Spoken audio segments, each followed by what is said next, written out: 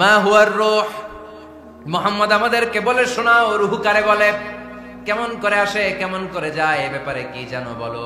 2 number প্রশ্ন, মানহুম আসহাবুল কাহাফ, আসহাবে কাহাফ সম্পর্কে কি জানো। 3 নাম্বার প্রশ্ন, মান হুয়া যুলকারনাইন, যুলকারনাইন বাদশা সম্পর্কে কি জানো। আল্লাহর হাবিব সাল্লাল্লাহু আলাইহি ওয়াসাল্লাম বললেন গাদান উজিবুকুম, আগামীকাল বলে দেব। কি বললেন? সবাই বলেন উত্তরে কি বললেন? আগামীকাল বলে দেব। তো আগামীকাল সবাই এসে হাজির। বলো, 3টা প্রশ্ন রেখেছিলাম গতকাল, উত্তর বলো। আল্লাহর হাবিব সাল্লাল্লাহু আলাইহি ওয়াসাল্লাম বলতে পারলেন না, কারণ ওহী আসেনি। তিনি ছিলেন ওহী নির্ভর, ডিপেন্ডেন্ট অন ওয়াহি, dependent on revelation, guided by the ওয়াহি। তিনি এর পরের দিনে বললেন গাদান উজিবুকুম, আগামীকাল বলবো। এর পরের দিনে এরা এসে হাজির, উত্তর নাই। আল্লাহর হাবিব সাল্লাল্লাহু আলাইহি ওয়াসাল্লাম আবারও বললেন গাদান উজিবুকুম, আগামীকাল বলবো। এর পরের দিনে এরা এসে হাজির। এরকম 1 দিন 2 দিন 3 দিন নয়, টানা 15 দিন আল্লাহর হাবিব সাল্লাল্লাহু আলাইহি ওয়াসাল্লামের প্রশ্নগুলোর উত্তর করতে পারেন নাই।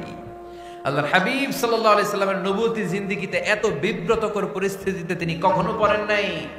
ইহুদিরা প্রতিদিন এসে হট্টগোল করে আর মক্কায় রটনা ছড়ায়, দেখো এই লোকটা যদি সত্যি নবী হতো তাহলে তো উত্তর করতে পারতো, ঠিক কি না? যেহেতু উত্তর করতে পারে না, আসলে সে আসল নবী নয়, সে ভণ্ড নবী, মিথ্যা নবী। পড়েন না আউযুবিল্লাহ।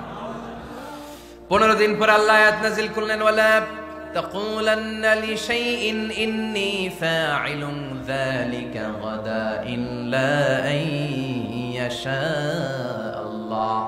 ও নবী, ভবিষ্যতের ব্যাপারে সামনে থেকে যখন আপনি ওয়াদা দিবেন, ওয়াদা দেওয়ার সময় ইনশাআল্লাহ শব্দটা মিলিয়ে দিবেন। সুবহানাল্লাহ পড়েন। আল্লাহর হাবিব সাল্লাল্লাহু আলাইহি সাল্লামকে শিখানোর মধ্য দিয়ে গোটা উম্মাহকে আল্লাহ শিখাই দিলেন যে ভবিষ্যতের কমিটমেন্ট যখন দিব, প্রমিস যখন দিব, প্রমিস দেওয়ার সময় কি বলবো? কি বলবো?